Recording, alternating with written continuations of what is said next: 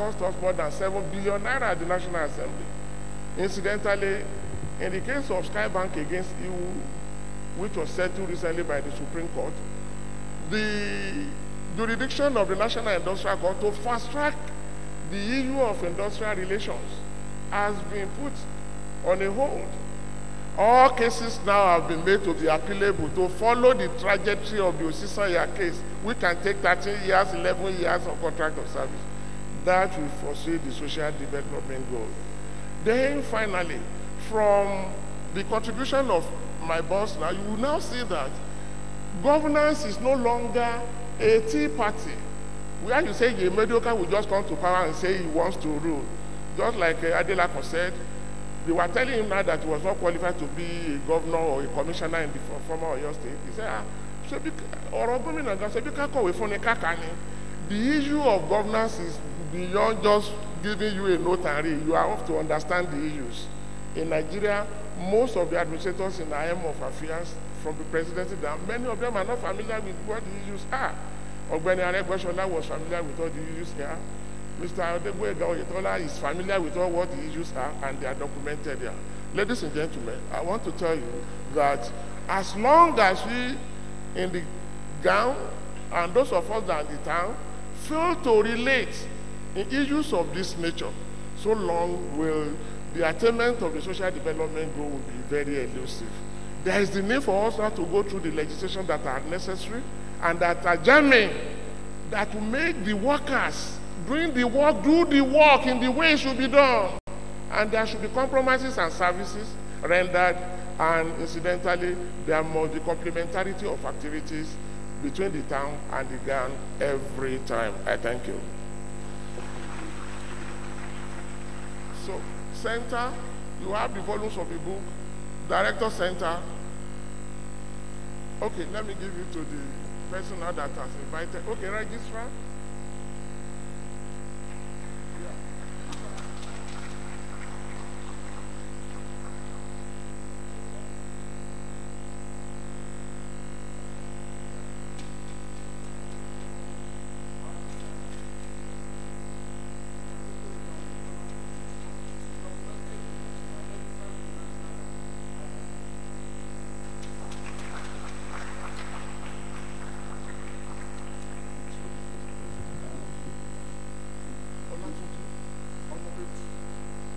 Thank you very much. Can we give him another round of applause?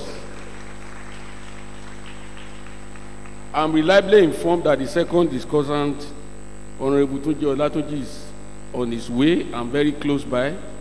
So we save time by entertaining two questions. You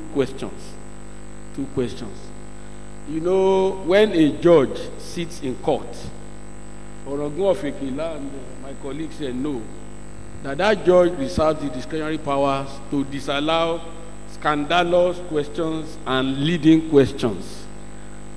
I'm saying that because these two gentlemen, one head of service, the other one in the Senate of the National Assembly. Okay, so I've just been reliably informed that the floor is open, but make it short and articulate. Two persons. Can we have hands up? Yes, I can see a hand there. Please step forward. Second one. Any second? That's the only one. The two of them, please step forward. Please step forward. Who is the second person? Okay, please come nearer.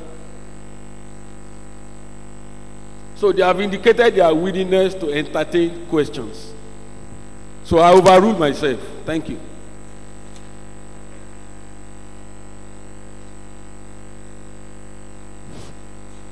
We thank the Honorable, Ogbeni Aregbesola, as you like to be called. And we thank the Honorable Senator. We thank the Honorable Senator for the delivery and for giving us opportunity to raise the questions. I think it is a lot of opportunity for us to be very close to power in this forum. Some of us don't have that opportunity because we don't have the wherewithal.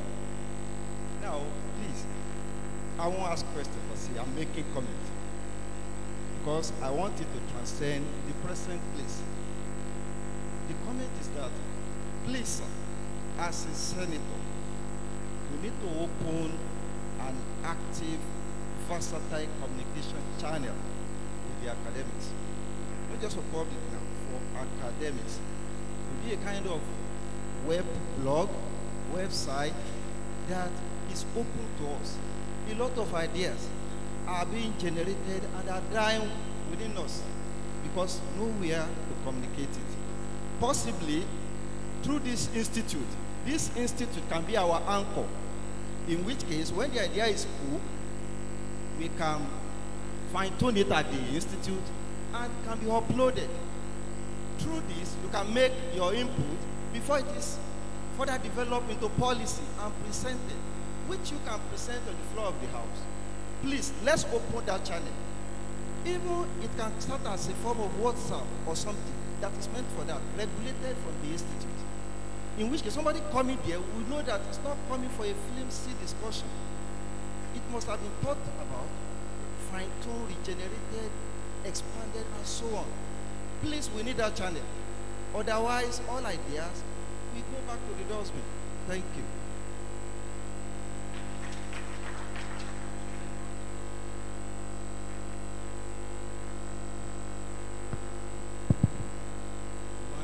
Contribution.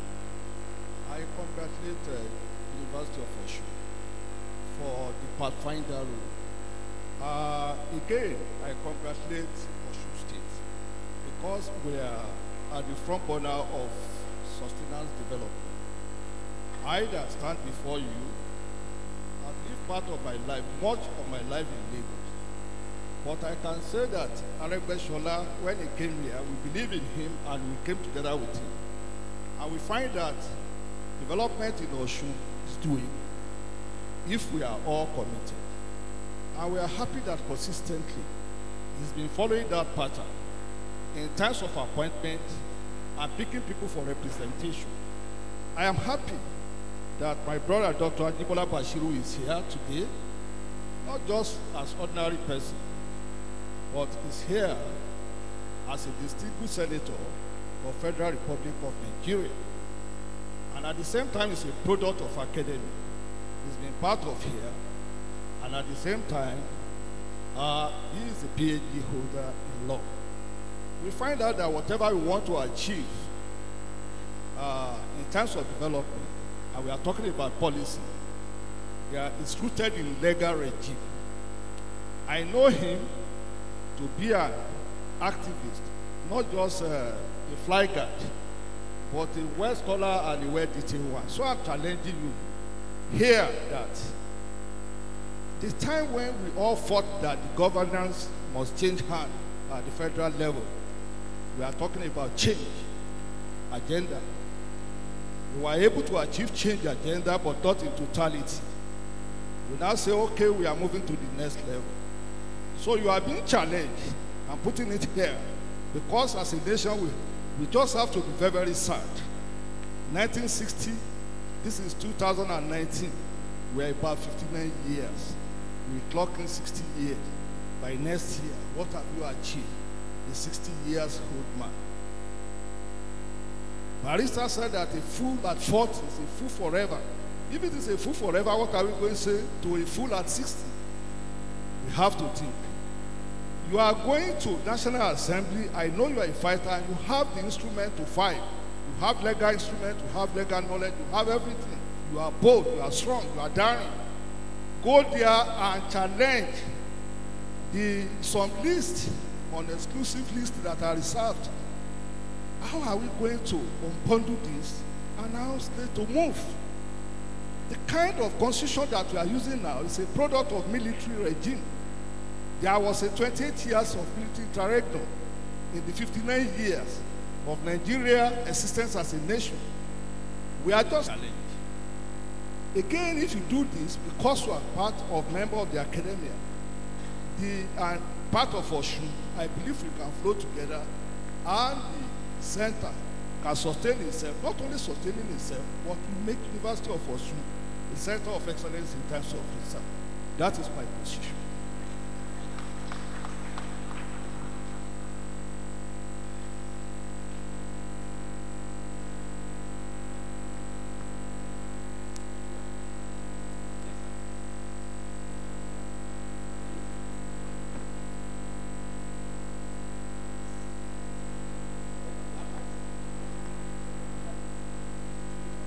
So thank you very much. We will enter answers after the presentation by the second discussant, Honorable Tunde Olatunji, Chief Whip, Osun State House of Assembly. Please step up to come and discuss the paper. Thank you for coming. We welcome you, sir. Good morning. I want to first apologize for coming late. I was there all through yesterday, so I needed to attend to legislative business this morning. I'm sorry. The chairman of the session, the vice chancellor, our royal fathers, the presenter, and everybody seated in the hall, I say good morning. It's a very interesting topic we're discussing this morning, and one that really we all are passionate about, talking about sustainable development of an emerging state, and we are using Osun as a case study. I would like to come from the legislative angle to see how lawmaking or how the legislature was able to support that process that was under review in the last 8 years. There was something that was novel about one of the steps that we actually took in promoting sustainable development, and that's the fact that our state was the first state in Nigeria that set up a conservative fund at the subnational level. And what was the brain behind this? We realized that it's very important for us as a state not only to be consumers of whatever accrues to us today, we must also think about tomorrow. So there was a law that was put in place for the enactment of the Omoluaji Conservative Fund, and that quite came handy when the nation was thrown into savings in that conservative fund. And so we had to go through the process as encapsulated in the law that made it possible for the state to be able to access a part of its savings in the conservative fund for the completion of some of those projects. And that is actually a way by which we can come up with legislative framework that can support development that is sustainable. That means we're developing today without compromising the opportunity of tomorrow to also be developed by those that are coming behind us. And again, it's the fact that I don't know the extent to which the discussion must have gone before I came in, but I quite trust the person that presented. I know must have done justice to it. There are quite a number of areas that Osun was able to make a landmark in the 8 years of Ogbeni Rauf Aregbesola, which are actually commendable. We look at our homegrown school feeding program. I mean, the Osun example was a very well scientifically managed one, which made it possible for it to eventually be adopted at the federal level, because we had to look at how do we go about this process in a way that we can have import substitution and backward integration. When it started in the past, we have our kids being fed with stockfish, and we know that we don't produce this locally. So what we will do is that we have to substitute that with catfish, which are produced locally, and that puts Osun to one of the top 3 in terms of aquaculture development in this southern part of Nigeria, because the state alone will take about 20 tons of catfish on a weekly basis, and so that opened up a big market for the catfish business. We have to look at how do we augment yam that is being fed to some of these kids with cocoyam and the orange sweet flesh potato, which we had to grow locally and we had competitive advantage over. So when we look at some of these measures and a number of other areas, particularly in the area of infrastructure, how we are using infrastructure to lay foundation for development makes us to thrive. Anybody that has been in Osun for over 10 years will agree with me that Osun, if you even use the state capital as a reference point, in the last 10, 11 years, is arguably the least developed in the southwestern part of Nigeria. As at then, you can't compare Osogbo with Akure, for instance. You cannot compare Osogbo with Abeokuta. You can't compare Osogbo with Ibadan. And that is using the state capital as a reference point. But under 8 years, what we saw was a deliberate and massive investment in infrastructure as the building blocks and foundation for a sustainable development. And today, what have we seen are emerging businesses coming up in the state. Businesses that hitherto would ordinarily no one want to come here because there are really no infrastructure that will attract them begin to happen. We begin to see how it has dovetailed into, empowering our people in terms of their earning capacity. we see boost in real sectors of the economy. And so these are ways by which, emerging states can look into it. Then we must also look at the social angle of this thing, that did it come without a price? The question is obviously no. It wouldn't have been made possible without a leadership that was ready to sacrifice, a leadership that was selfless. And so when we are championing sustainable development, another question we need to ask ourselves is, as a people, as a state, as a nation, are we prepared to sacrifice? Are we prepared to give it what it takes? Because it won't come cheap. There will be a number of issues that want to contend with that. And that is why you agree with me that at some point in time, Osun State was also always in the media, because a number of people could not even comprehend the model of governance that was being operated simply because it was novel. But we needed to do that. Otherwise, there is no way and Osun would have continued on the natural path of that trajectory and would get somewhere. So we needed to jumpstart the economy of this state. We needed to make sure that we set it on a path of sustainable development. We needed to make sure that we set it on a path of prosperity. And that was why by the time the admission was winding down, there were a number of assertions from international agencies that put Osun as state with least in terms of unemployment in the country. We're number 2. It puts Osun one of the most peaceful states in the country. Osun was number 2 in when you talk about being less vulnerable to poverty index. And so all of these things were because there were deliberate attempts to actually leverage what we have in a way that can give us a sustainable development by giving the right leadership, by our people also sacrificing. We must also commend the good people of the state of Osun for standing by and ensuring that, of course, we have a story to tell today, which is the fact that Osun is on the path of sustainable development. Thank you so much. Shall we give him another round of applause? The remaining part of my duty is to make a summary. And let me start by saying sustainable development in an emerging state of Osun should be based on 2 core principles.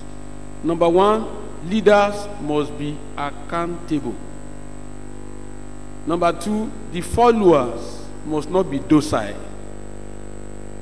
They should be able to muster the will and courage to challenge accountability in governance.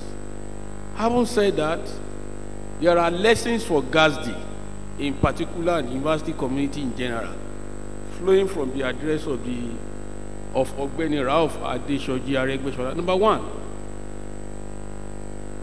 if you had attended the past 2 convocation ceremonies here, when he was a visitor to this great university, his concern has always been, how do you make the university community to be relevant, to promote good governance, and to contribute his own input in achieving sustainable development. And the first lesson that I want GASD to take away is GASD should take the lead. GASD should rejig its curriculum. It should not be the same run-of-mill curriculum. GASD curriculum should be a curriculum geared towards achieving outcome-based evidences. Any output flowing from GASD should be able to address societal problems. And how do we do this? All projects, all theses coming out from postgraduate, masters, and PhD in GASD should be centered around addressing societal problems. Should be centered around achieving the SDGs. Now, how do we achieve that? We owe it a duty to project GASD to achieve its lofty achievements. We owe it a duty to ensure that at least once every year, all the programs should be able to assemble us like this and present papers in a conference. GASD should ensure that it comes out with a reputable peer-reviewed international journal that should be accessed online. Management should set up an enduring and sustainable culture for GASD so that it will be a sustainable dream. And what do I mean by saying this? GASD should not do the conventional way of running their lectures. Indigenous people's knowledge, we have two cabinets here who are highly educated. We should bring them on board to come and talk, deliver topics in indigenous people's knowledge. We have IOM here on migration, and so on and so forth. We should be able to draw experts from all over the world so that we project GASD as a driver of sustainable development in Osun State. I'm jealous when I read that Redeemer University has a center of excellence on Ebola. GASD should take the lead. There's no point. When I was growing up as a young child, you want to read engineering, you talk about ABU. You want to read accounting, you talk about UNILAG. You want to read about medicine, you want to read medicine, you go to UI. You want to read pharmacy, you go to IFE. This is the time for GASD to lead the change, to bring us grants, to facilitate research, innovation, and partnership. GASD should be a nucleus to make Osun State a center of excellence. Having said this, I want to thank the presenter. Please extend our great appreciation to Ogbeni Ralph Aregbesola. I also want to thank Dr. Festus Igwade and Chief Whip Honorable Tunde Olatunji. Thank you for your audience. By the powers conferred on me, I declare this session closed. Thank you, sir.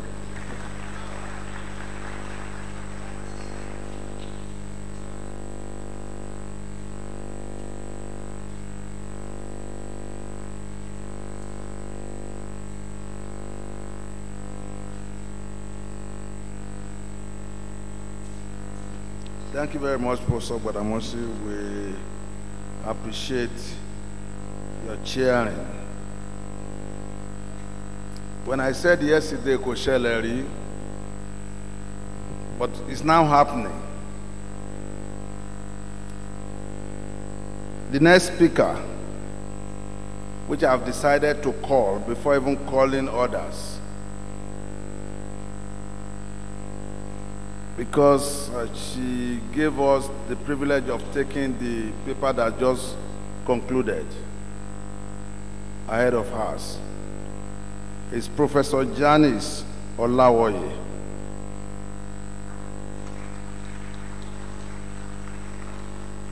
That's not enough. Oh. When you clap for a benefactor, you clap big. You're welcome. The chairperson for this session, Ms. Adaize Moloko.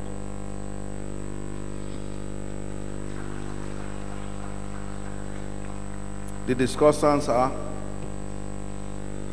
Professor Lanre Olaniyan,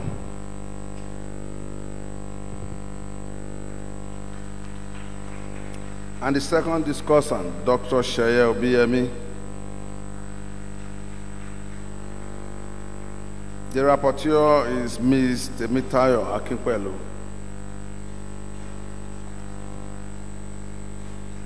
The rule of the House remains the same, so it needs no reiteration.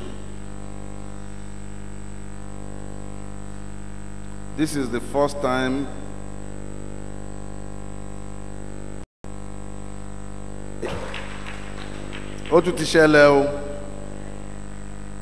Thank you, Chairperson.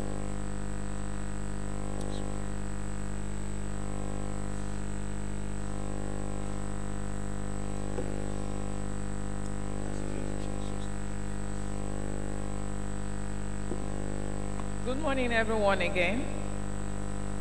I'm happy to be back. The topic before us right now is sustainable development, education, and practice. That's the next topic that is before us. But before we go to that, I just wanted to correct an impression. There was a question about national migration policy for Nigeria, and I've heard that repeated over and over. With the funding of the European Union in 2015, we supported that process. And Nigeria has a national policy on migration. If you like to have a copy, just go to Google and search National Migration Policy for Nigeria. It is there. So I just wanted to make that clear. So may I invite Professor Janice Olawoye for her presentation for 15 minutes. Thank you.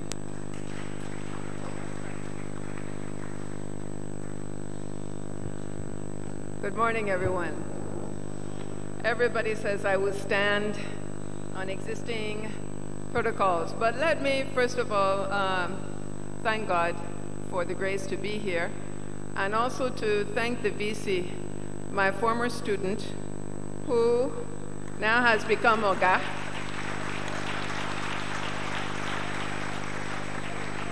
Always remember, no condition is permanent.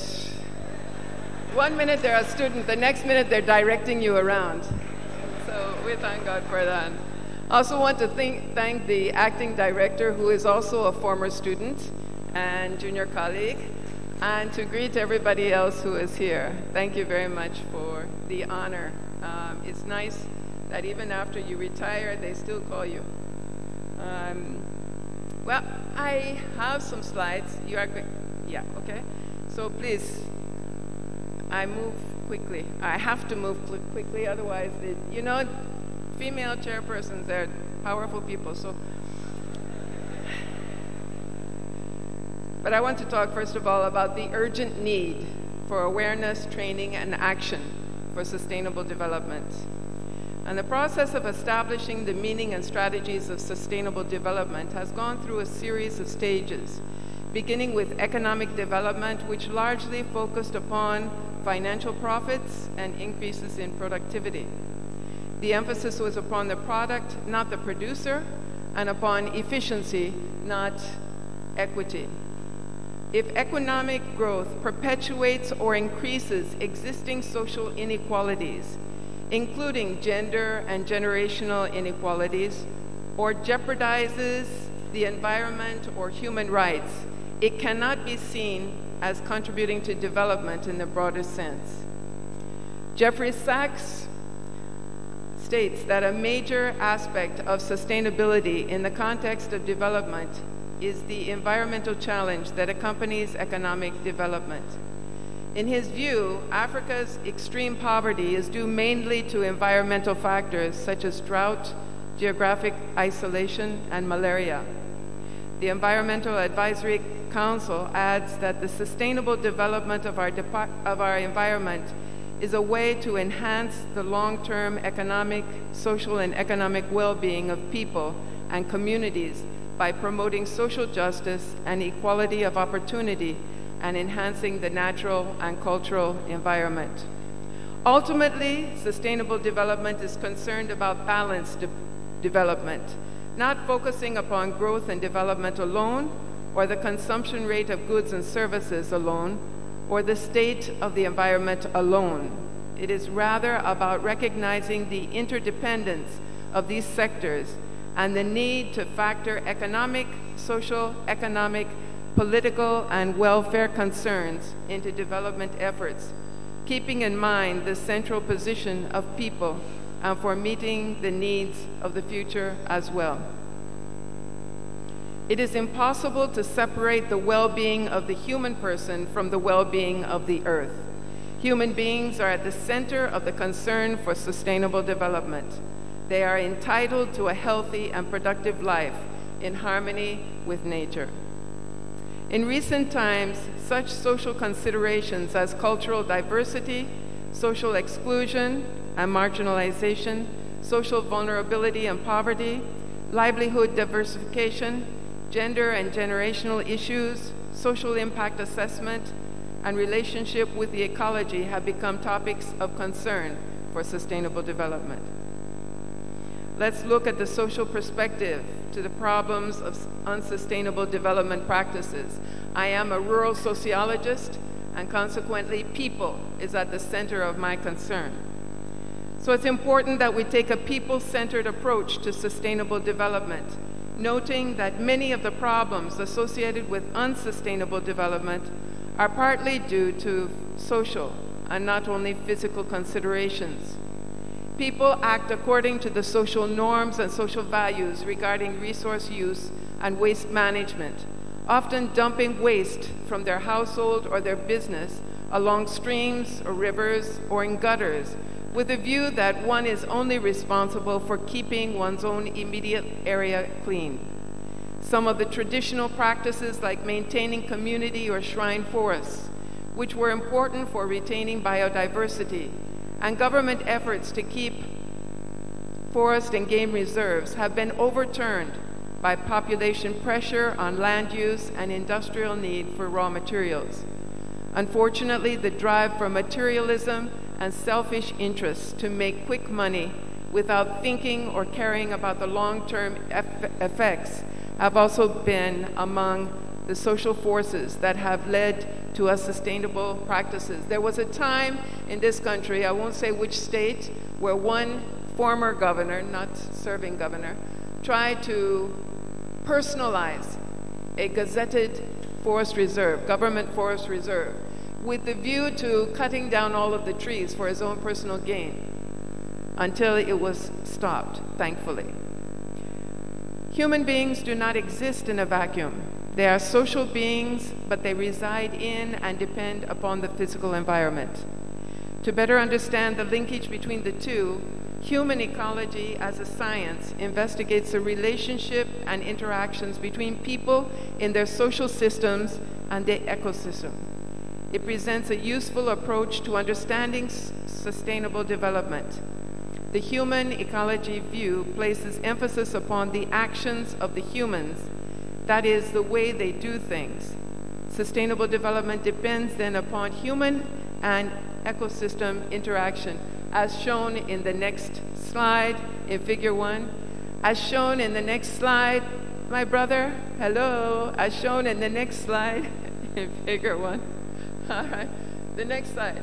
No, you're missing, no, go back. No, go back. You're going forward, back. Oh, Lord have mercy. Slide 8, number 8. Are we there? Oh dear. Yeah, okay. So you can see this is a human ecology perspective, and it shows the relationship between the social system and the ecosystem. And as we're talking about education and practices, we're talking about knowledge, we're talking about things in the social system, how people do things, and how it affects the ecosystem, and vice versa, how the ecosystem also affects the social system. So it has long been recognized that human activities, such as the exploitation of energy and mineral resources, or agricultural intensification, can have a detrimental impact upon the physical environment, affecting the quality of the air, the water, and the soil. Some of the local livelihood activities and methods used to carry them out have negatively affected the environment as well. At the same time, the environmental challenges of erosion, flooding, deforestation, pollution, loss of soil fertility, desertification, and climate change, many of which we have heard about today and yesterday, I'm sure, are having a serious impact upon the ability of inhabitants to carry out their livelihood activities. Lives and livelihoods are under serious stress. I don't know where you are, really. I think you are not flowing with me very well, my brother. Lives and livelihoods are under serious threat. Many livelihood activities are under risk, while poverty levels are extremely high. At the individual level, there must be livelihood strategies that are effective, viable, and adequate. There are local potentials that can be harnessed by building upon local social capital, encouraging local participation, and learning from what works and scales up. That is, success stories. For sustainable, slide 10, please. For sustainable development, the interface between the environmental and social sectors must be fully understood. Thereafter, an integrated plan of action involving a wide range of stakeholders, particularly the local population, must be carefully designed and implemented, utilizing a participatory approach and incorporating an effective educational component. Next slide. The sustainable development requires the involvement of relevant stakeholders, including people at the rural area. Another human factor, which has been alluded to a bit this morning, concerning resource use patterns is demographic in nature. With an expanding population comes greater competition for environmental resources. Cleaver and Schreiber used the concept of multi-sector approach to sustainable development in their application to agricultural stagnation, population increases, and environmental degradation nexus. They recognize the interrelated and mutually reinforcing nature of the three, noting that as population increase, there would be greater pressure and demand upon the land, which would become degraded and consequently lead to poor productivity and less food for an expanding population, which would be more desperate to cultivate more land. I am going to jump a little bit because of time, but it is important to anticipate and mitigate possible impacts of development interventions. Let me just explain that there are, for very long, any intervention requires conducting an environmental impact assessment, which tries to anticipate what will be the impact upon the air, the soil, and the water if a particular intervention took place. This is required by law. But in recent times, since 1992, there was also a law which said that every intervention must also conduct a social impact assessment. In other words, try to anticipate, try to estimate what will be the impact upon people's lives and livelihoods by these interventions. Now, I would like you to turn to slide 15, because we see several times where interventions have led to serious kinds of problems. This is in the southeastern part of the country. We were doing a consultancy for the World Bank on erosion. And we found there were many cases, there's a lot of problems with erosion in the southeast, as we all know, but this was one example of many where they had built a road and they had drainage, but they did not allow that drainage to drain into a natural water, flowing water.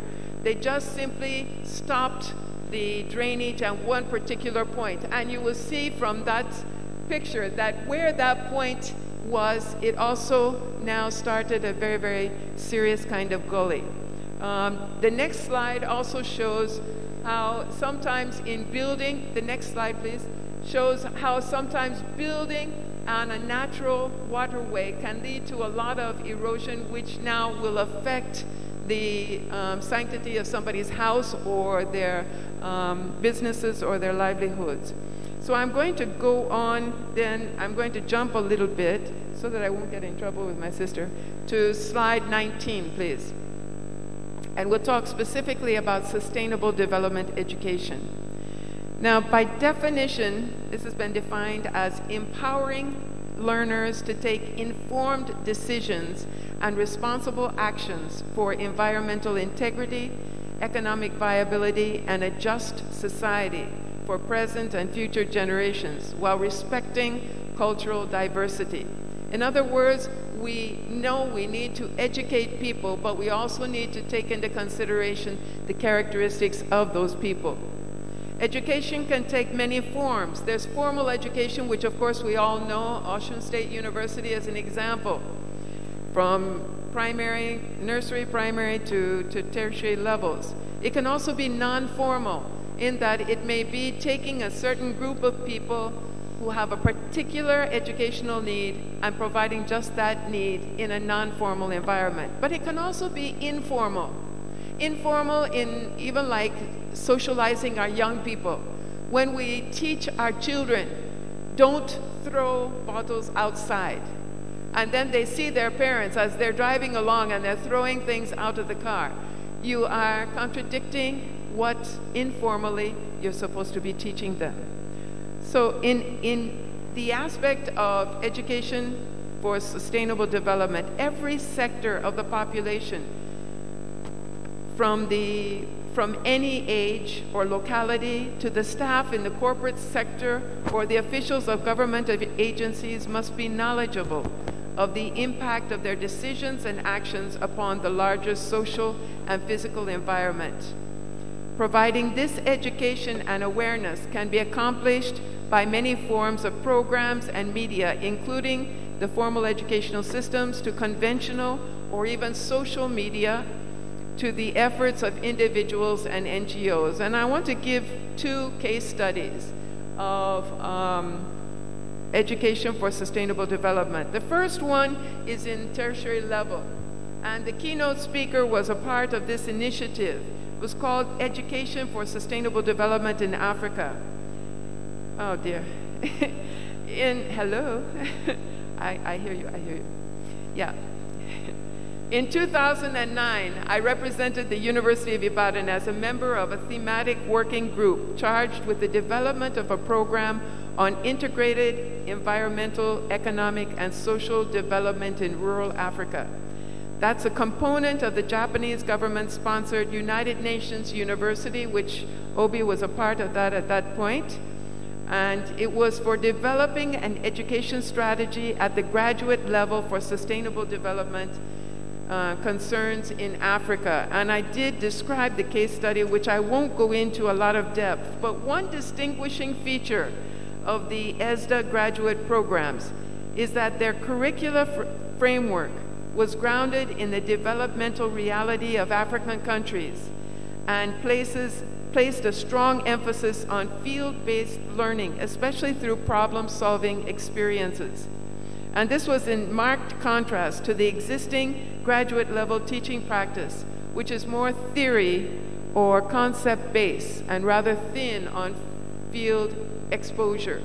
This means that for the faculty to teach in an ESDA graduate program, they would have to change their teaching practice. And I think this is important for the Institute here, to change their teaching practice and adopt new approaches to graduate instruction.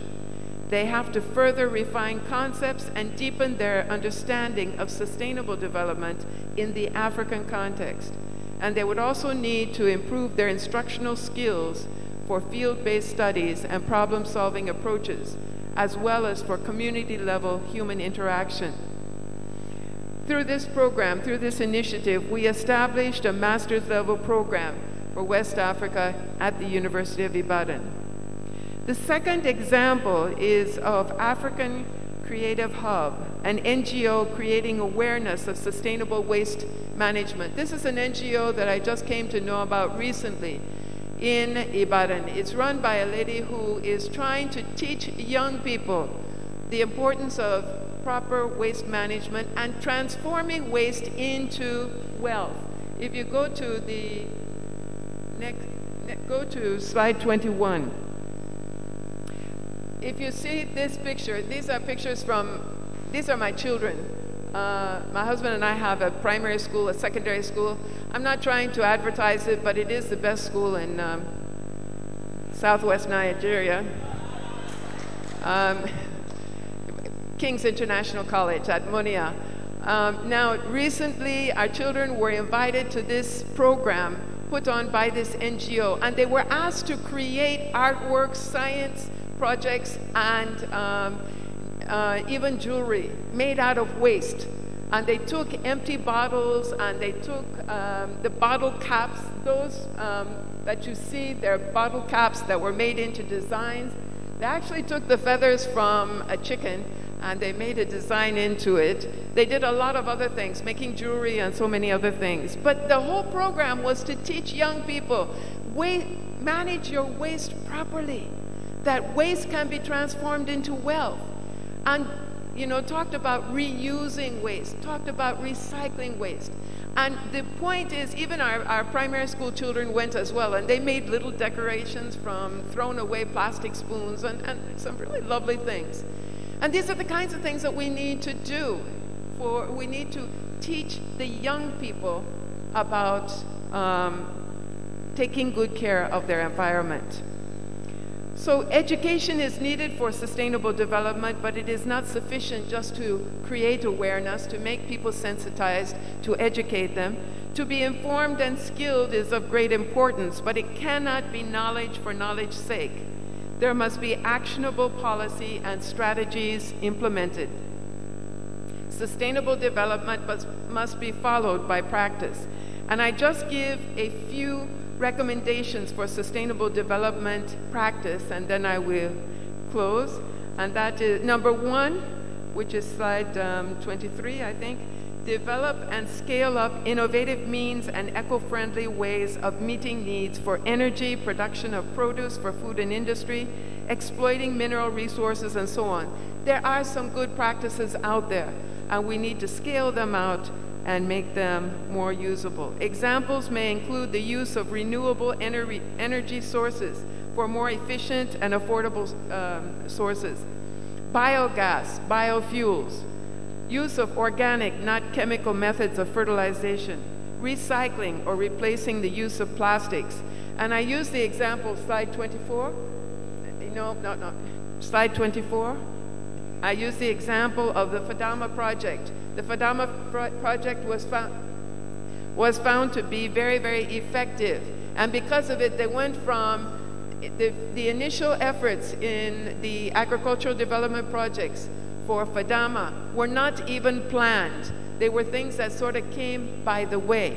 And because of the success, I was actually involved in a World Bank study that was looking at the impact of the Fadama project under the first agricultural development projects. And we found that there was so much success that they went on to do Fadama 1, Fadama 2, and I think Fadama 3 now. We find things that work and we scale them up. Slide 25. We enforce sanctions for improper or wasteful use of environmental resources, improper disposal of waste, or other unsustainable practices. Look, I was in Tokyo, and this is a city of maybe 30 million people, and there's no waste on there's nothing. You won't find any wrapper, you won't find any paper, you won't find anything on the ground. The place is neat. It's because people respect the environment. But what do? We get, we see pure water, we say, muwa, we drink, we throw it away. You see biscuit, muwa, you bring it. You get agbado, you take the paper, you throw it out.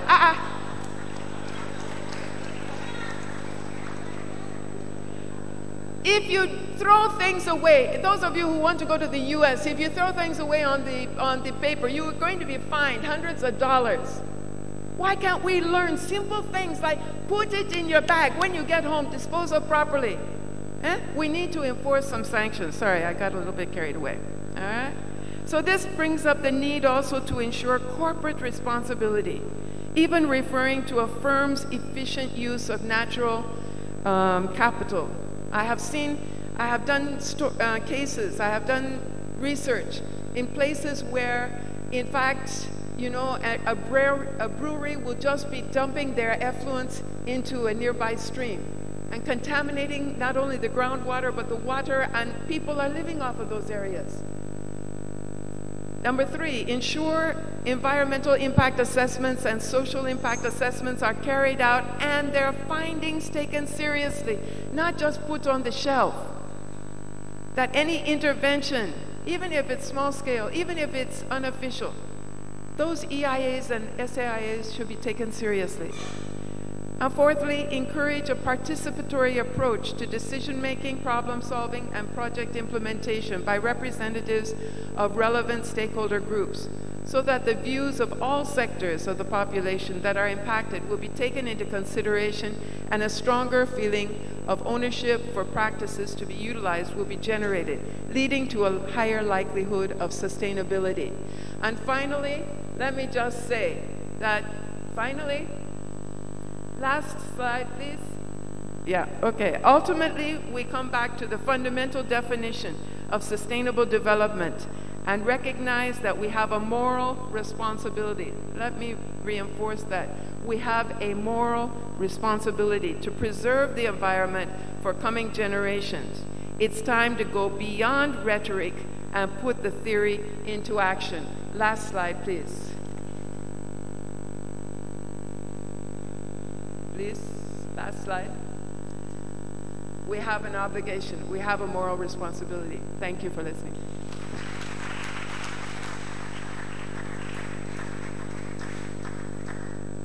Thank you, Professor. That was very insightful, even though it took some time.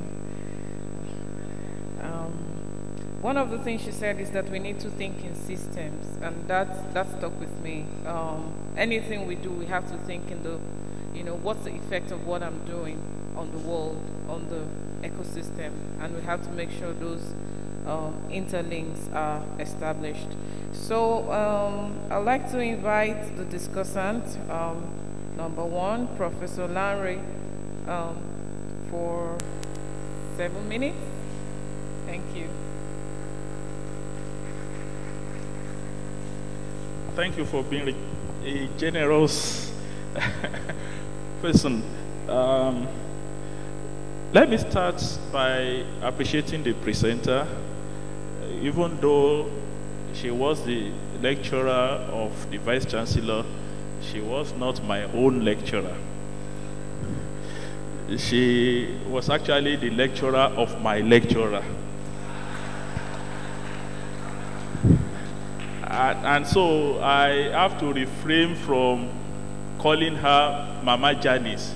Here she is, Professor Olaoye. Thank you very much, ma'am, for that insightful presentation. And when mothers talk, children should be careful of what they say. So I will try to bend a little by making my comments through asking questions and answering them. There are actually 4 questions that I have raised after reading the paper.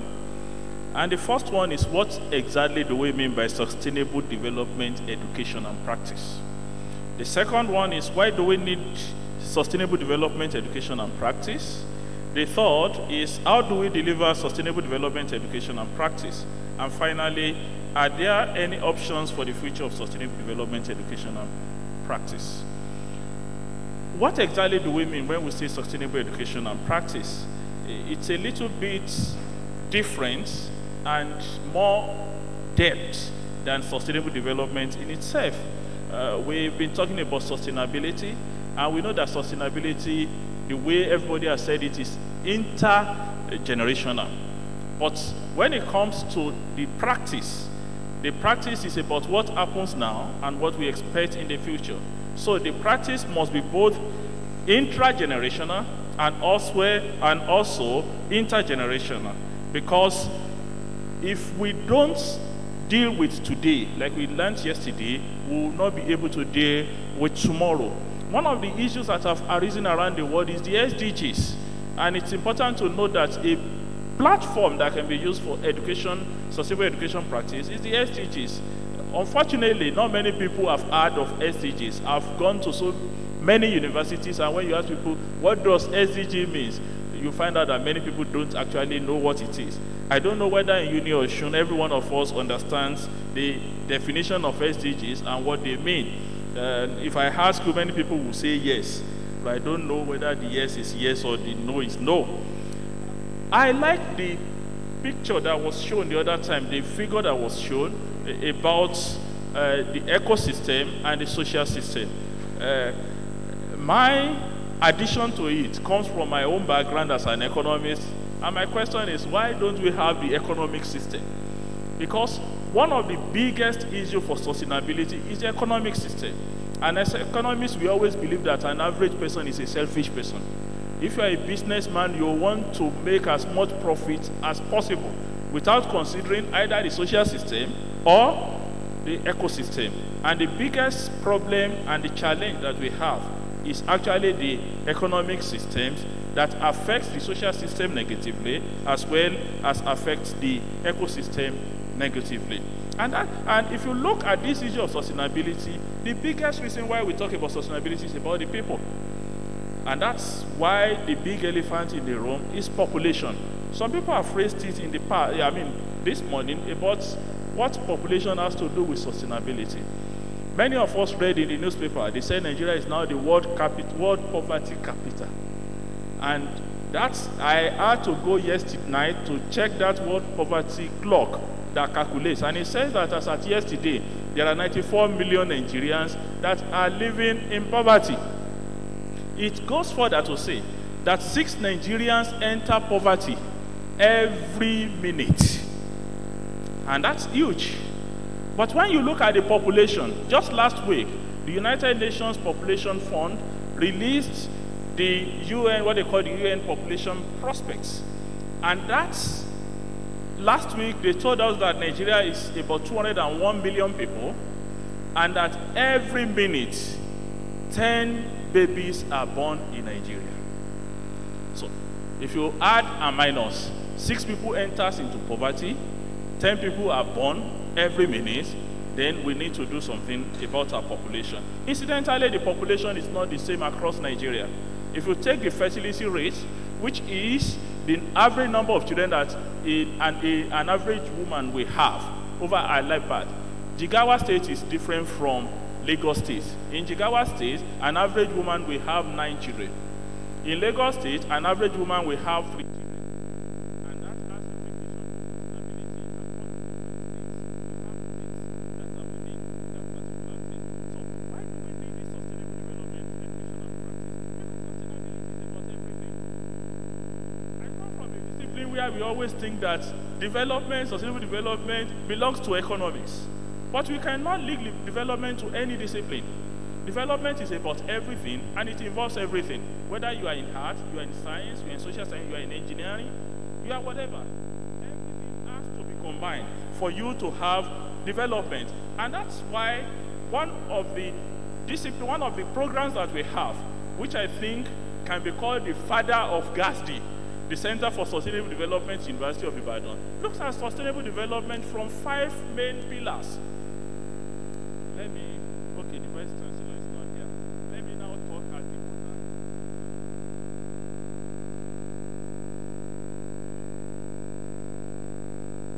There are 5 pillars. The first one is that anybody who wants to do anything about sustainable development practice must be a jack of all trades and master of all, not master of none.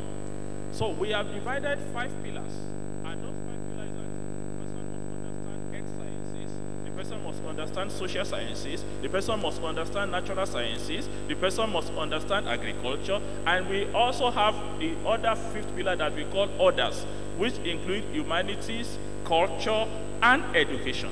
So you must not call yourself a development practitioner if all you know is earth. You cannot call yourself a development practitioner if all you know is culture. So you must have a bit of knowledge of this. And I'm very happy that GASD has developed its curriculum such that any student that goes through this program must know a bit of all these things. And at the end of the day, we are going to produce practitioners that are jack of all trade and masters of all. So are there options for the future? And that's where I think GASD, the director, and the university has to take a lead. For example, the University of Ibadan had problems with NUC.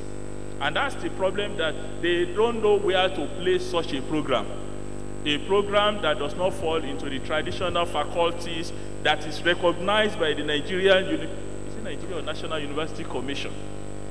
So that creates an issue. And I think that's where GASD will need to engage with the Nigerian National University Commission on how to seek for clarification on this.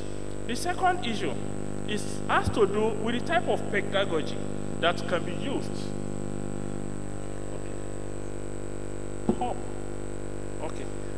Let me just 1 minute to round up. Okay. So the pedagogy must not be one in which we go to class, say theory and back. Professor Bamiro said it yesterday. Pedagogy these days must emphasize practicals. It must emphasize students doing the things and providing solutions. We must focus on solutions.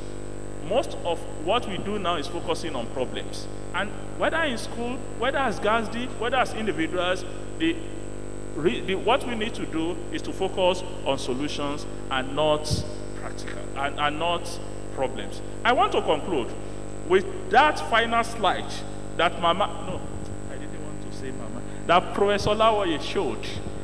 Said, we come back to the foundational definition of sustainable development and recognize that we have a moral responsibility to preserve the environment for coming generations. It is time to go beyond rhetoric and put theory into action. The how to do it is why we are here. The how to do it is why we have GASD. The how to do it is why every one of us is listening to all this talk. But eventually the action must start from now. The implication is that GASD has started, but I have a question for the Vice Chancellor, for the Director. Will GASD be sustainable? Thank you very much.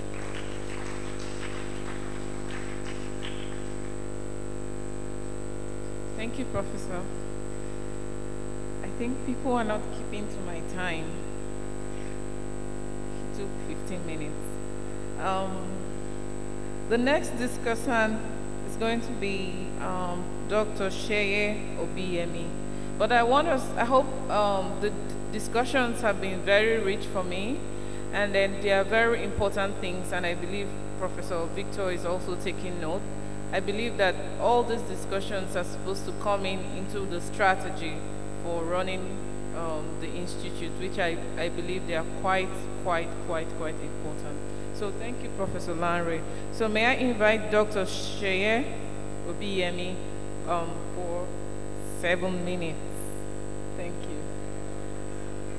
Okay, 5 minutes? Right. Can you make it? Good afternoon, sirs and mass. I count it a privilege to stand here before you to discuss a paper by the professor to professors.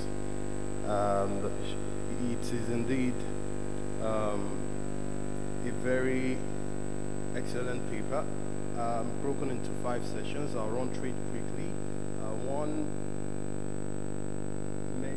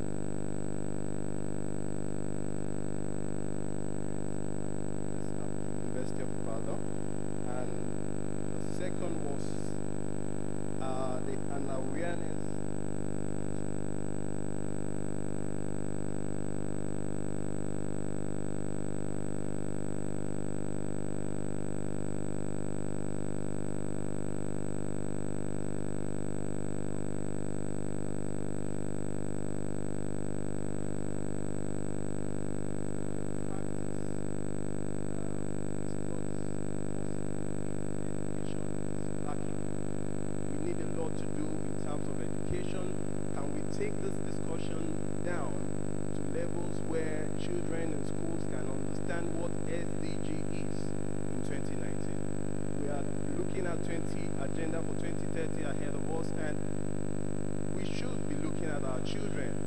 Do they know what SDG is? Professor Olanio just mentioned the need for even higher institutions to know what SDG is. Prof, I think we should even take it a little lower to our younger ones in secondary schools, in primary schools, to know what SDG is. It has been mentioned here by one of the discussants on climate change that even the concept of climate change is not known to us yet. How do we manage it? How do we militate? You know, manage climate change as a concept. So it is important at this point that we consider infusing the SDG into our curriculums from that level, primary school, in whatever form, in any way we can, that we can let our younger ones know and our students in our institutions know that indeed they have to be stakeholders in this campaign. Prof's paper also gave us sustainable development practices, mentioned some ways in which we can actually want to develop and scale up innovative experiences, renewable energy and the likes, enforce sanctions for improper disposal of waste, to ensure environmental impact assessment and carry out findings to utilize the results that are from such assessment. She also mentioned the need to engage and encourage participatory approach in decision making. Can we, if we pull it down to awareness at that level, can we engage them, debates starting from that level, from secondary school level, debates on climate change, debates on any of those goals as we have them from goal 1 to goal 17. So it is very important, and I put, as I close, the case study of Osun State University, where we currently are planting trees. We are planting trees. We are planting trees, 100 level students, 200 level students, each own a tree. And I feel that this is one that should not just end by the doing. We should tell them and really let them be involved in this thing and own it and understand the significance of this particular activity. And I know that Gazi, as we gather today, can of course steer campaigns of this nature, even such that we can have such campaigns sustainable. It won't just be on a one-time basis. It can happen over and over again. I don't want to really repeat all that has been said because a number of things has been said in this regard. I thank you for listening.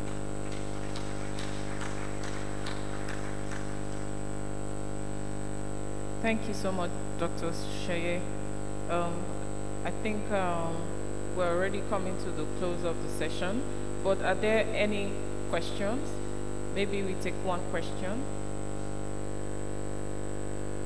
No question. Thank you. Thank you, everyone. Thank you to the discussants. Thank you to the lead presenter. Thank you to the rapporteur. Thank you all for listening. God bless you.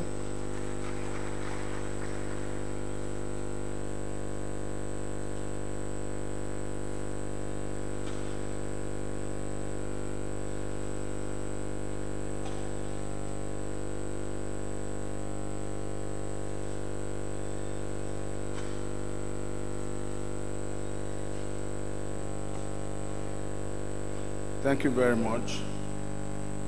We're running to time. We are not behind time. The next session, which will be lead paper number 10. Oh, sorry, lead paper number 9.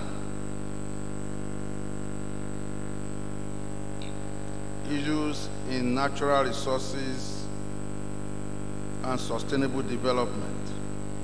The chairperson for this session is Professor Christo Alebioshu.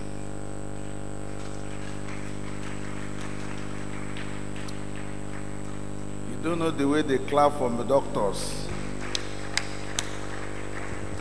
Don't clap with your whole hands. You could be holding needle.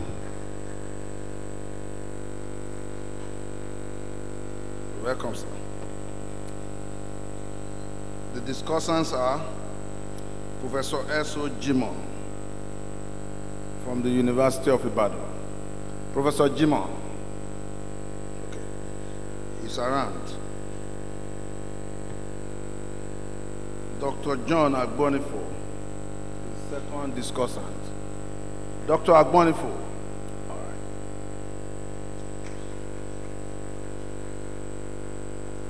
And the paper presenter, all the way from King's College, University of London. I have the privilege of calling the first black man in the history of University of London to become professor, Professor Biodun Alao.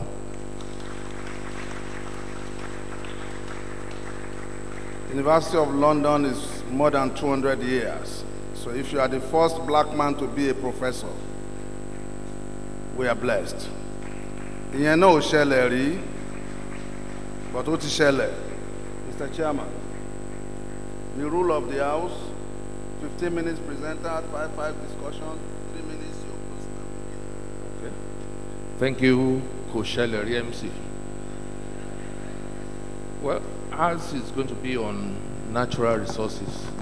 And the issue on natural resources cut across, I think, about 6, 7 of the SDGs. The 4, the 5, 6, sorry, the 6, 7, 8, and 9, and then 12, 13, 14. I have the privilege and honor to invite the presenter, who does not need much introduction, but we need to continuously emphasize that is a man that I've made his mark.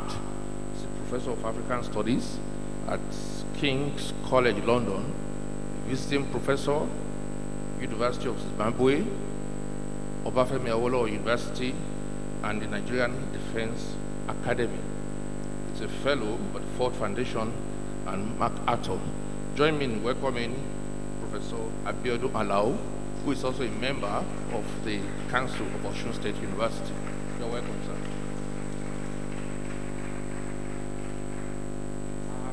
Thank you very much indeed.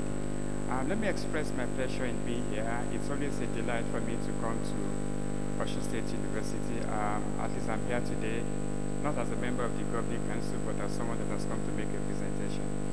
Mr. Chairman, let me tell you in advance that I will not give you any cause to stand up and warn me about time. You can be very sure I'll try and keep to time. And let me also apologize to my discussants, because like they don't have this paper in advance, of sustainable development. And I'm going to do this by asking 2 mutually reinforcing questions. And the questions are, how sustainable are our natural resources for development, and how best can we make our natural resources to sustain our development? And in doing these 2, I'm going to limit my discussions to Nigeria. But I must also confess to a measure of diffidence in talking about it. Because anytime I have to talk about Nigeria, I know how extremely difficult it is. As a colleague of mine once said, anybody who says he knows Nigeria is either deluded or is a liar. Because the more you look at Nigeria, the more it seems you know or understand. But one thing that we are very sure of in Nigeria, and one thing that is beyond any shadow of doubt, is that we have not managed our natural resources well. Our natural resources have not been managed in ways to sustain development. And that's a very crucial problem for us that we are now facing now. Nigeria is a country that is very rich in natural resources, but poor in governance. And that is at the center of some of the things that we are going to discuss. As I said, I'll be very brief in my presentation in the hope that quite a number of questions will come in the question and answer period, which will enable me to expand on this far better than I would do. Of all the natural resources that we have in Nigeria, perhaps the most important natural resource we have is land. We do make mistake about it, thinking that maybe our oil or anything is our natural resource, is our major natural resource. That is not true. Actually, I always tell my students that in Nigeria, as it did in Africa, we don't fight over diamonds. We don't fight over oil. Rather, we fight over the land accommodating these resources. That is the central thing, and that is what is important for us to know. Land is much more important because it is more than an economic resource. It's a spiritual resource. It's a religious resource. That is where the ancestors are buried. That is the final resting place for any child born on its surface. So every society in Nigeria and indeed in Africa recognizes land as a natural resource that is held in trust for future generations. And the sacredness of this trust is at the center of almost everything that we discuss about natural resources.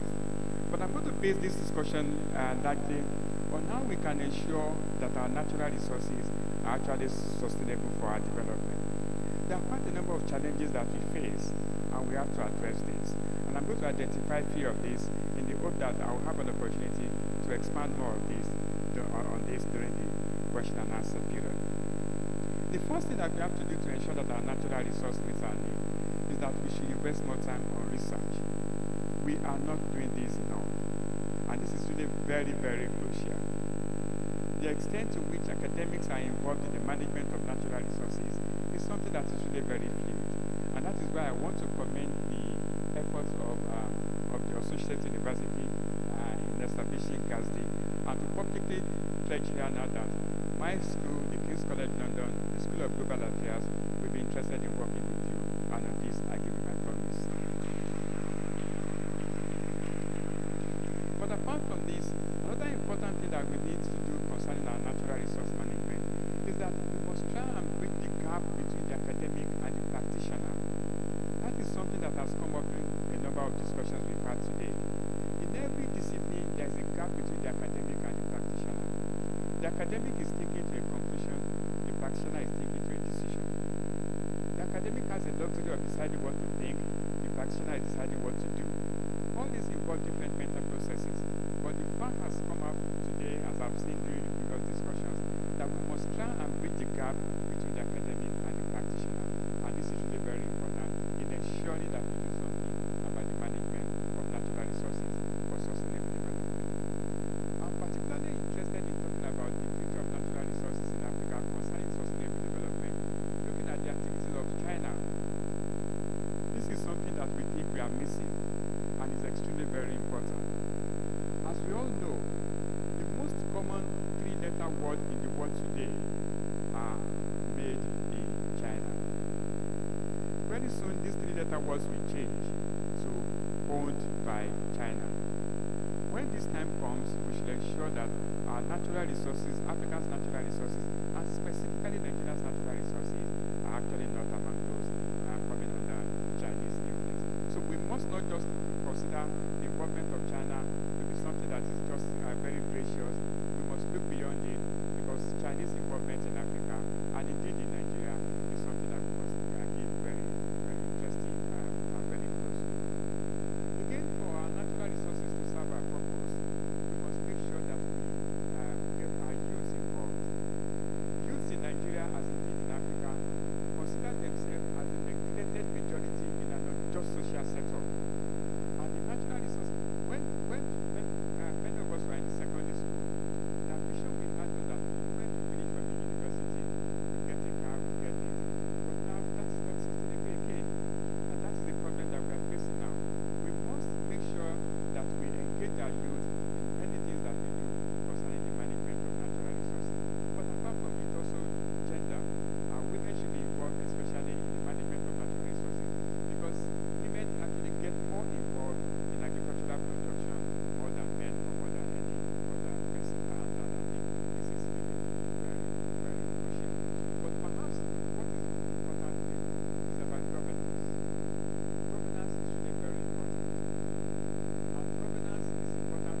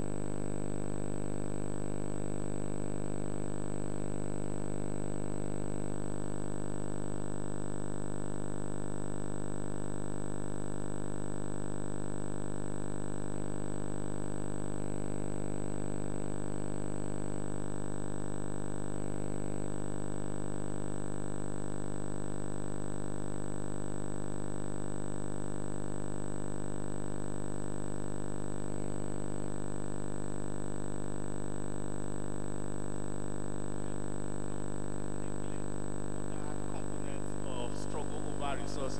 And to a very large extent, I will argue that such interventions are not sustainable and they will never make for sustainable development. Thank you very much.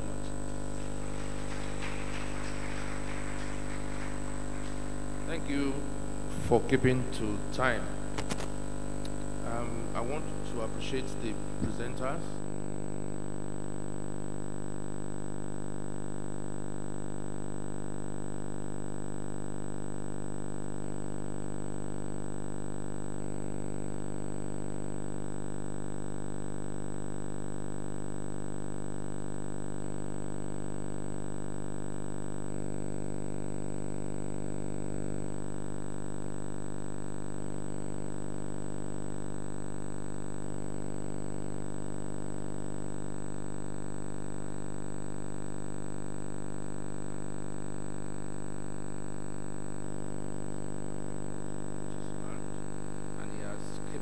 Came up with possible solutions and areas that the university can actually concentrate on.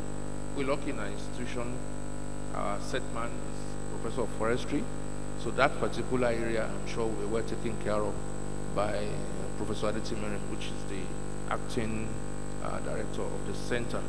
Let me just throw the floor open for 2 questions, the usual way, one on this side and the other on this side, before we round up our session.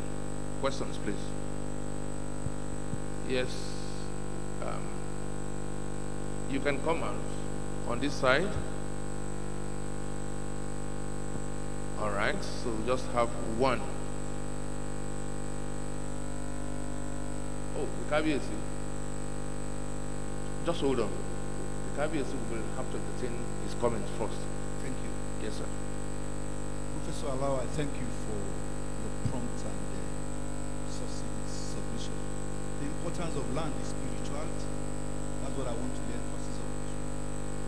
I mean, it was Abadu Bello in his book, My Life, that stated that thing, that before he became the Sadhana when he got to Babu, he had to tell his young souls who were busy milling exactly what we presently are, unproductive young souls, have been in existence for long. And you have to imagine, you guys, you don't know the importance of land. That is where our ancestors are. Go back to the land, till the land, take care of the land, build, generate. And it's important for all of us to go back to the land. That is where the future of this country lies. All of us. There's so many things to be done. And if we take care of the land, I mean, there's a saying, that is the truth. So thank you, sir. Ileagbewa, I thank you.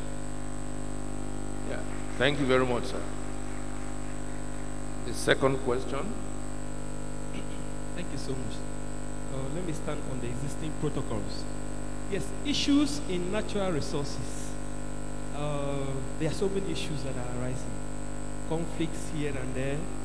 And I think in Africa, and so peculiar to some countries, particularly the Francophone countries, there is the issue, I don't know what the professor has considered, the issue of neo-colonialism in natural resources management. I wanted to use that the case of Zaire or Congo DRC, and recently the case of Cameroon, where there is a full-scale blown war now because of the natural resources of that particular region, and championed by France and its cohorts.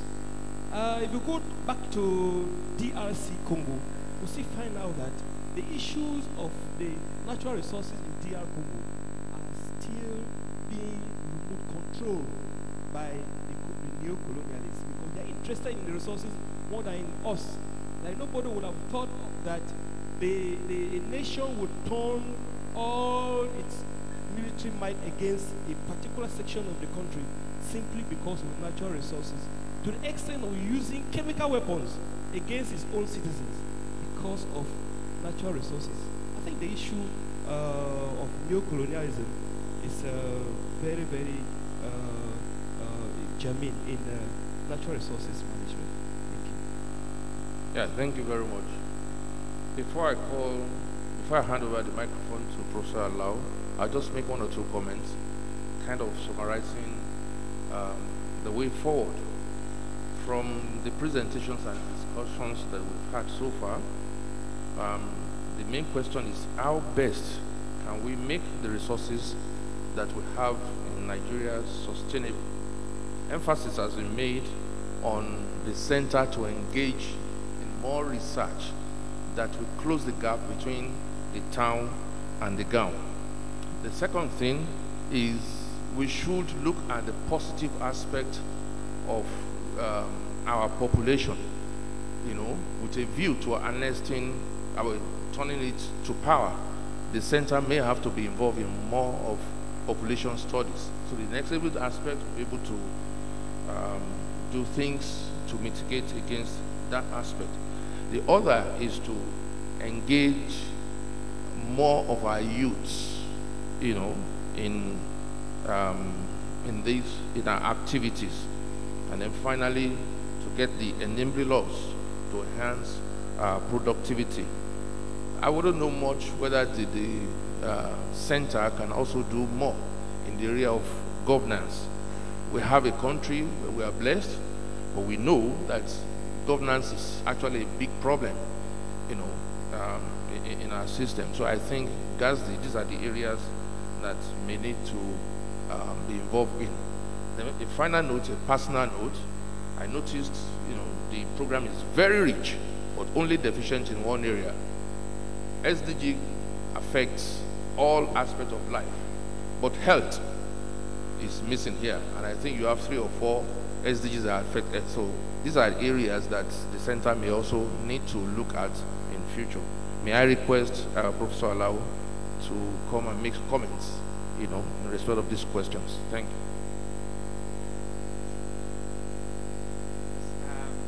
Thank you very much for the questions, which I must say that I've actually enjoyed.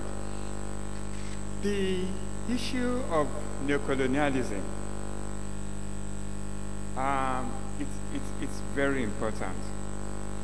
But I also believe very strongly that we should not magnify this beyond realistic proportions. Without any doubt, many African countries suffer a significant take-off disadvantage because of the consequences of colonialism. But at the same time, we should recognize the fact that to a very large extent, we are actually also mismanaging our resources. Yes, we suffered a lot because of what France did, what Britain did, and stuff like that. But we should not actually magnify this to the extent that we will not indict our own leaders who are actually mismanaging our resources.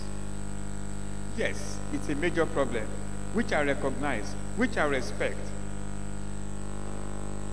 Africa, especially Francophone Africa, has been so much wired to France, so much so that many of us may not know this. Niger Republic accounts for more than 14% of electricity to Paris, till date, and it continues. It's a major problem. We have read enough, we have said enough about how Europe underdeveloped Africa. Yes, that is valid, but at the same time, we should not start talking about how Africa is underdeveloping itself. When you loot money here as leaders, and you keep it in Paris, and you keep it in France, to what extent do you want to blame France for that? Yes, you can still blame France for quite a number of things, but there is still a limit to it. So I recognize that fact. That is true, especially with Francophone countries, but the process should also start whereby they should try as much as possible to disengage themselves from France and actually be responsible for their individual activities. That is something that I think is really very, very crucial. As regards land, I don't think I have anything more to add to what I've already said.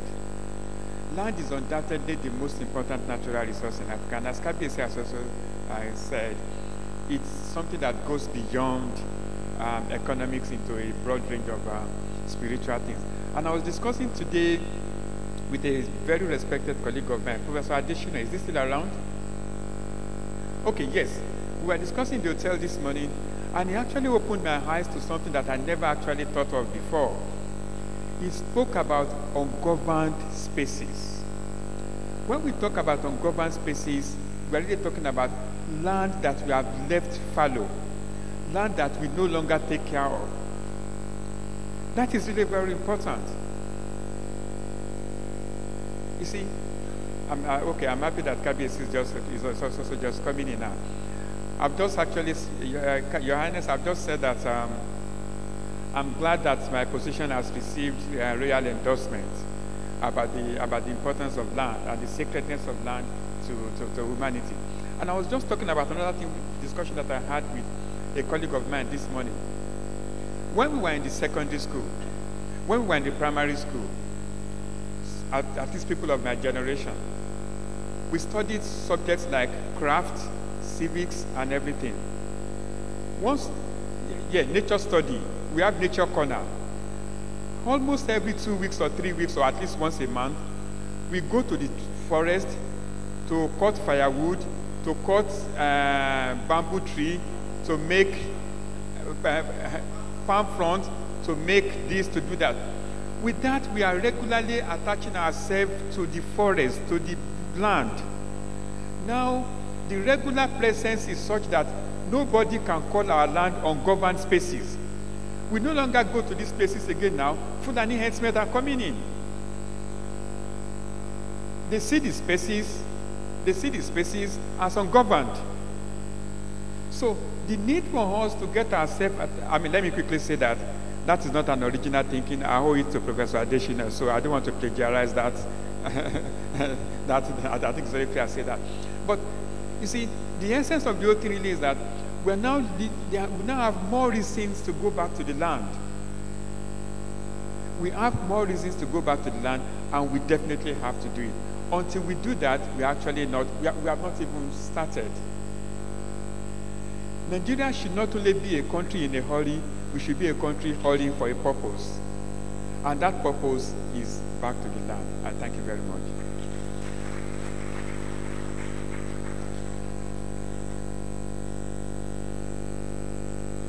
Yeah, I only have 1 or 2 duties to perform now. Number 1 is to thank the center for organizing this program, to thank the lead presenter, Professor Abiodun and Lau, and the discussant, Professor Jimo and Dr. John Agbonifu. The other duty is to invite the Kosheleri MC to come up. Thank you very much.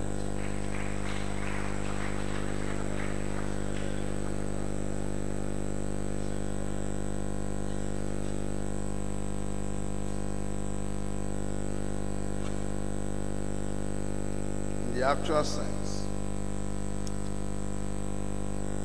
it will be at the end of this program that we'll say things Shelley, because there are so many firsts. I am not sure this has ever happened in any institution of higher learning or lower learning, where you would have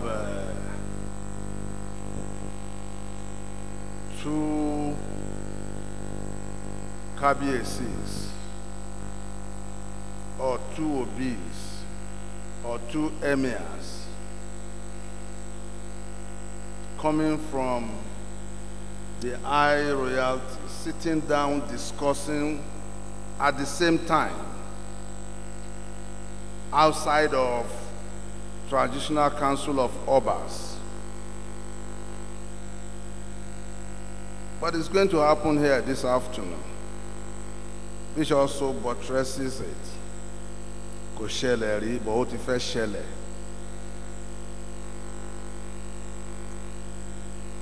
The next paper, which is the lead paper number 10,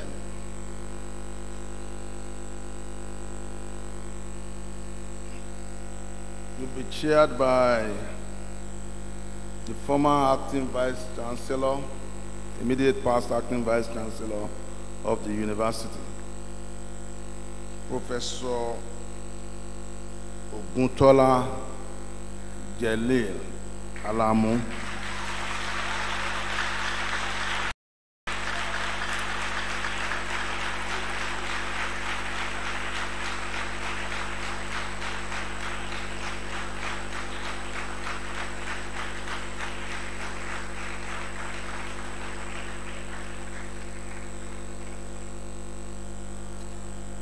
What is going on? Kò ṣẹlẹ̀ rí o. Kàn fi àtẹ́wọ́ gbé èèyàn dìde kó má dìde.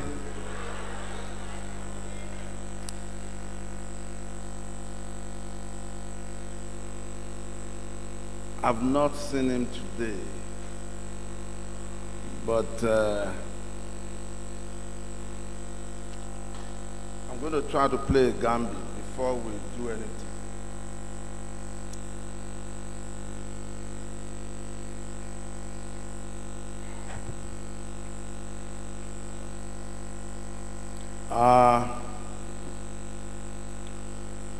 We'll pause a little bit before we search for a replacement chair. Yeah, but let's be sure he's not within the vicinity. So as a good son of the Yorubas, I have asked the gods on our behalf to help track him. Because the reason why we can't just wave him off, Professor Oguntola Alamu is a double chief in this state of Osun. There must have been a reason why he's made the chair of this session. Who else would have been placed to chair when two Obas are sitting, if not a chief? If you can't get a chief, we will search for a prince or a princess. If you are a prince, please put up your hands. Okay. What of princess?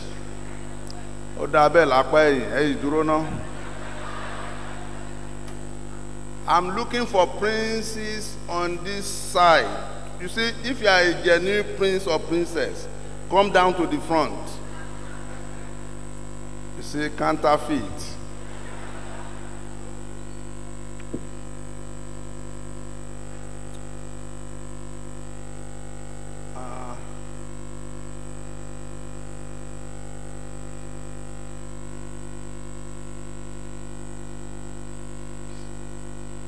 Well, at this instance, I am getting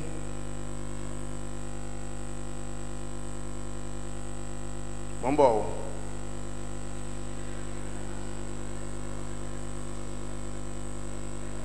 Okay. Okay. Oyemi. Ọ̀rọ̀ Yorùbá le púpọ̀, wọ́n fohùn ránṣẹ́ sí mi ni. Bẹ́ẹ̀ ni wọ́n ní kí n permit me to now speak my language. Wọ́n ní kí n pe ẹni tó bá tún gbọ́ Yorùbá. Tí Professor Alamu bá dé, ọ̀jọ̀gbọ́n Alamu bá dé, àwọn náà yìí jókòó àga yẹn gbéyàn méjì. Alága di méjì nìyẹn. Ṣùgbọ́n alága kan gbọ́dọ̀ bẹ̀rẹ̀ iṣẹ́ tá a fẹ́ ṣe yìí lọ́wọ́lọ́wọ́ báyìí. Àpè ẹ̀gbọ́n mi kan wọ́n gbọ́ Yorùbá, wọ́n lè jó but kò sáàyè fún jó lénìí. Ọ̀jọ̀gbọ́n Ayọ̀ Ahmed, alákòóso kọ́lẹ́jì wa tá a ti ń kọ́ àwọn olùkọ́ni nípẹ̀tù Ìjẹ̀ṣà.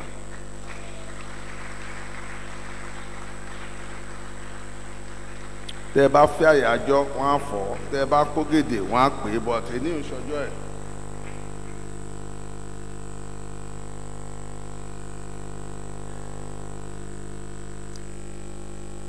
A lè ṣerú ètò yìí ká má fi Yorùbá sí fún ìdí tó pọ̀, ṣùgbọ́n kókó inú ẹ̀ ibi ni orísun gbogbo ọmọ kóòtù òjíire ọmọ Oòduà. Ìpínlẹ̀ yìí jẹ́ ìpínlẹ̀ tó yàtọ̀ sí gbogbo ìpínlẹ̀ yòókù. Orísun lélẹ́yìí. Tá a bá wá ń ṣe nǹkan tá a bá sọ̀rọ̀ Yorùbá, á jẹ́ kó kù díẹ̀ káàtó.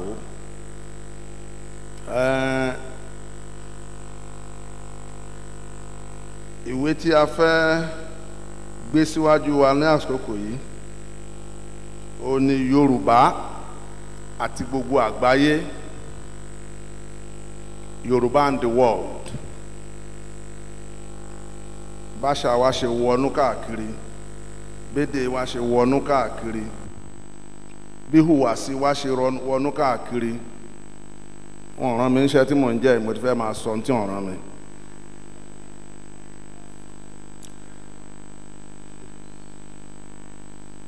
Ọ̀jọ̀gbọ́n wa tí ó bá wa sọ̀rọ̀, ó ní ọ̀jọ̀gbọ́n Dúró Adélékè láti Ifásitì ti ìlú Ìbàdàn. Ẹ bá mi gbé àtẹ́wọ́ tó jù báyìí lọ. Kára ó lè sà.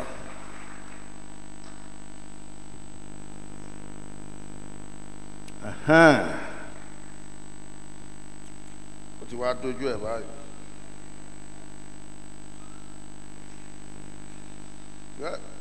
Wọ́n fún mi lálàáfíà. Ọ̀mọ̀wé Bọ́láńlé Wahab ṣe wà ń bí.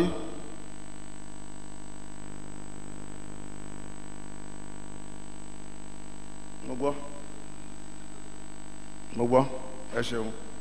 Ká má mọjọ́ solókùn, màá pe àwọn bàbá wa méjì.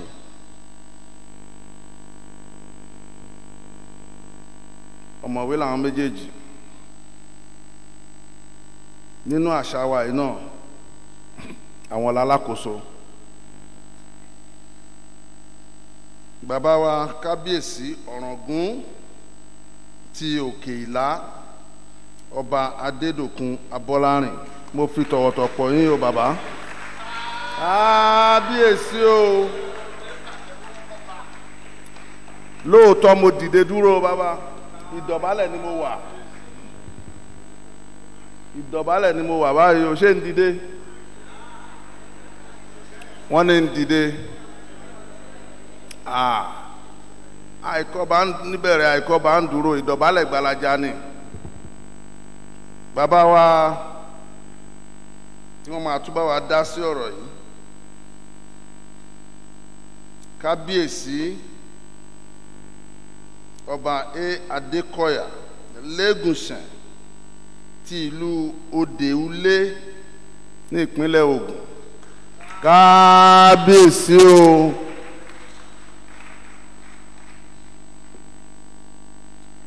Mo sọ yìí, mo dánu dúró náà.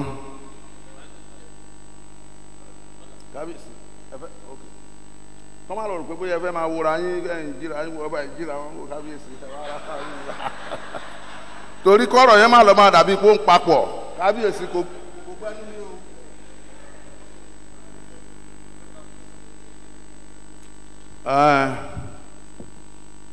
Alága, èmi ti sọ Yorùbá, I'm pausing now, the rest as they desire. Ẹni tó máa bá wọn máa ṣe akọ̀wé àsìkò yìí, Ọ̀mọ̀wé Gbénga Àjàyí láti UNIOSUN Òkùkù. Ẹ ṣeun. Akíkọ́ba ní bẹ̀rẹ̀, akíkọ́ba ní nàró, ẹni bá rọ́bà fín, ẹni bá rọ́bà fín ìdọ̀bálẹ̀ la. Okay, má tán. All right.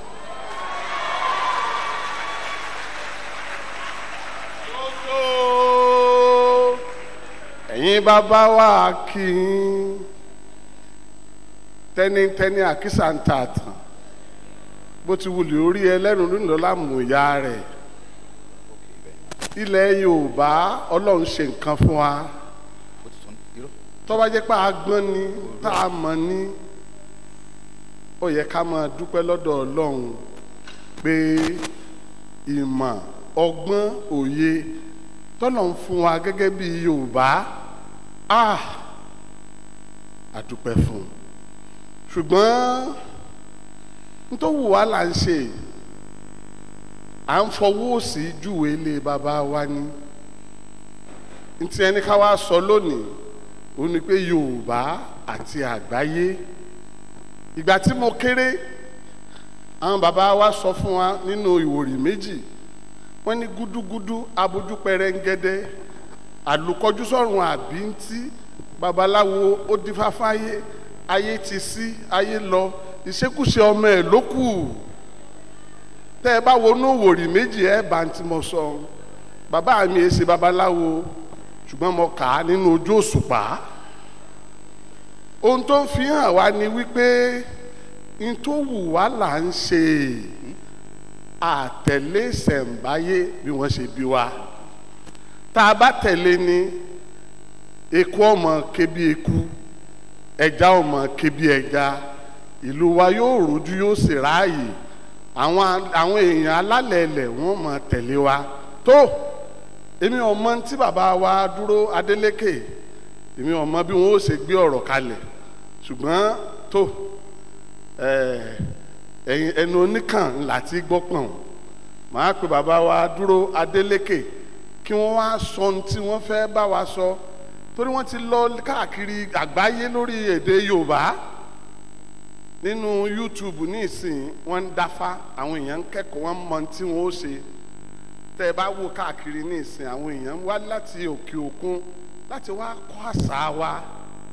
Àmọ́ kí làwa aláṣà gan, kí la ṣe pẹ̀lú àṣà wa? À ń fọwọ́ sí ìjúwe ilé bàbá wa ni. Tó bàbá wa Dúró Adélékè, ọ̀rọ̀ dọwọ́ yín o, ọ̀yà.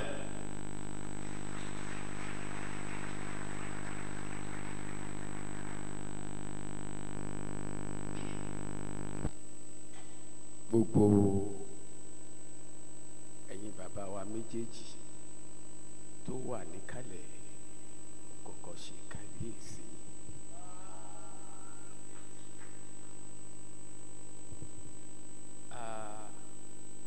Mo kí Gíwá léèwé yìí, ọ̀jọ̀gbọ́n Lábọ̀. Mo kí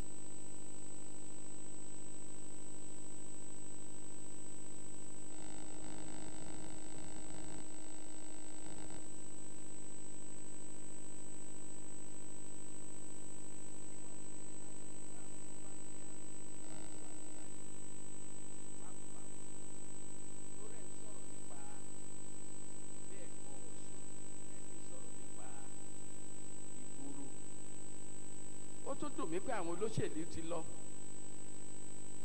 tí wọ́n bá fẹ́ ṣèpolongo òbò, orin Yorùbá wọ́n mọ̀ kọ, èdè Yorùbá wọ́n mọ̀ sọ fún yín, tí wọ́n bá fẹ́ rú oúnjẹ wọ́n mọ̀ fọ Gẹ̀ẹ́sì.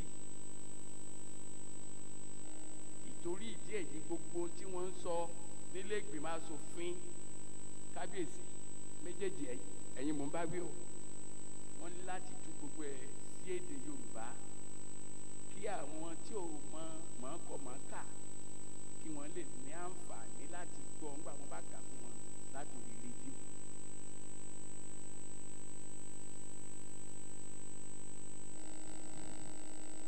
ọ̀rọ̀ Yorùbá gan lé o.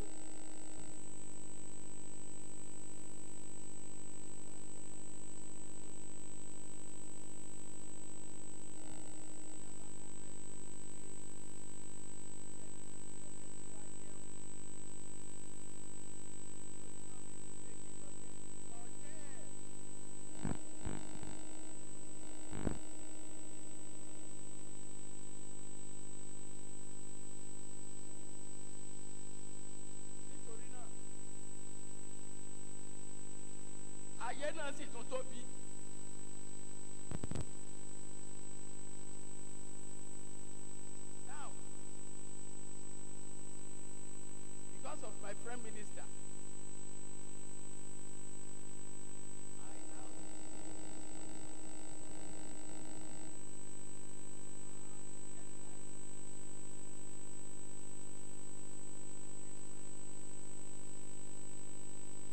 Next slide. I decided to situate my presentation within the 2020 agenda.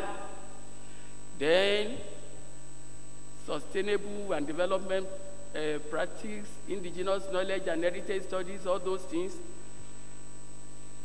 I'm now telling Gazid that it's possible for you to collect proverbs, Yoruba proverbs on all days, and could be part of the project for your student. Move on.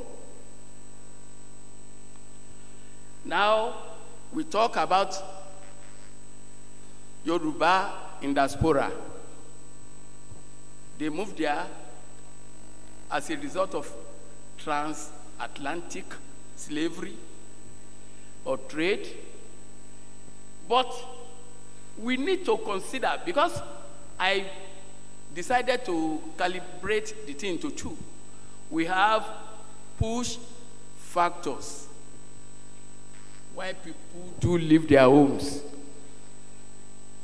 When there is abject poverty, insecurity, threat of violent, political, religious persecution, natural disaster, you leave the place.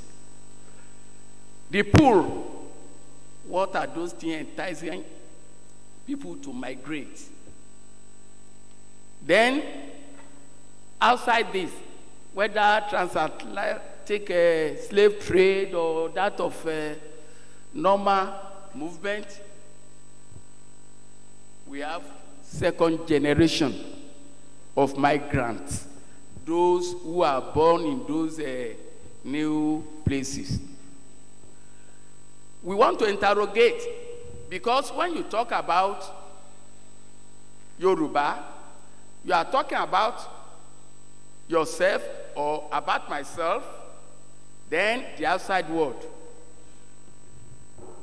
We've been told that Yoruba came from one name, Yaba, and Yaba is located in Iran. Are you related to Iran? But then when we look at that, we decided to look at the word Yoruba from socio-linguistic perspective. Yoruba like to use Yoba. Yoba.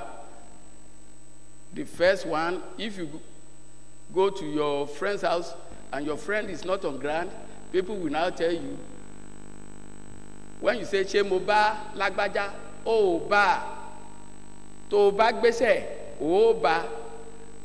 Another individual may say Yoba, Yoba. Then let's look at Yoruba from conjugal ties. Iyakojija. Some of you may not be used to that, but the older generation, they know what I'm saying. They will use abusive words. Yo baba bae. Don't say it back to me. Yo baba bae. Yo ba yeah. Now, the other aspect is that at the junks where people drink, yo pa yala ya won, yo pa yala ya won, àwọn tó ń pè wá lámẹ̀mú. I hope you are following. The other one is when the masquerade is about to start any play. Má sọjẹ́ o, má sọjẹ́. Tí mo bá ní bàbá tó ní má sọjẹ́, bàbá mi kọ́ o, bàbá lómi. Egun gbalẹ̀ níta bẹ́ẹ̀ kóró ó ṣẹ́, egun ara oko níta bẹ́ẹ̀ ó ló yọ. Ìbà o, mo wá júbà kí n tó ṣeré. Ìbà o.